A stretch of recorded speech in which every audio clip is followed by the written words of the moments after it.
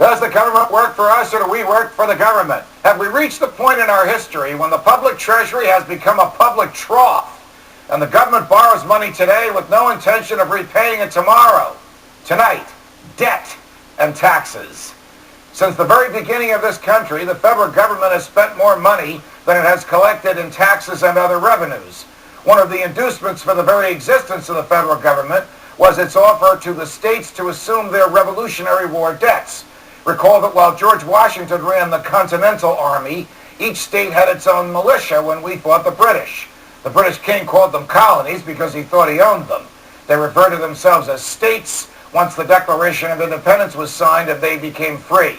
They did, of course, accept the offer of a group of political elites led by the original big government menace Alexander Hamilton, and in return for granting just some of their sovereignty to the new federal government, they were relieved of all of their enormous war debts.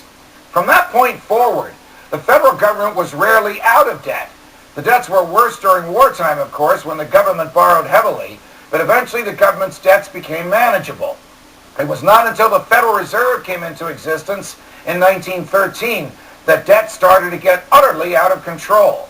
Even though the federal government always has persons and banks and institutions willing to loan money to it, and even though the lenders could rely on a clause in the Constitution which requires the federal government to repay all its debts, the Federal Reserve enabled presidents to call the person whom they had just appointed to run the Federal Reserve and simply ask for cash.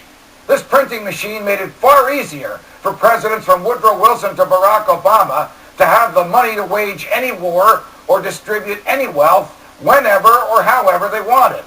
Of course, doing so caused inflation right away and raised taxes in the future when the Fed had to be repaid.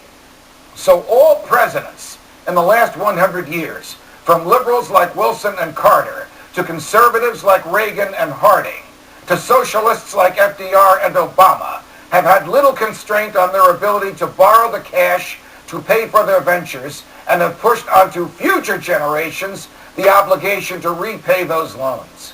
Today, America, we are at a crossroads. The federal government's debt is over $14 trillion. President Obama and most Democrats and some Republicans want to add to that debt.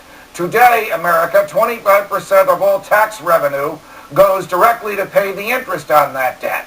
Today, America, your Congress, the same Congress that just funded the government for another 2 weeks, must decide what to do.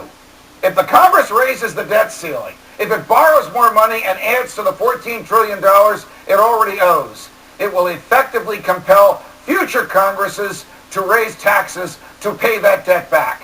One of the reasons we have high taxes today is because long out-of-office presidents and members of Congress have done this to us.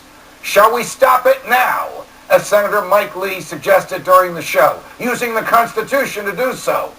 Or shall we borrow more money and pay back the money we've already borrowed? Reversing debt will help set us free. Adding debt will help enslave future generations of us to the people from whom we have borrowed it. From New York, defending freedom every night of the week. So long, America. We salute you, Judge.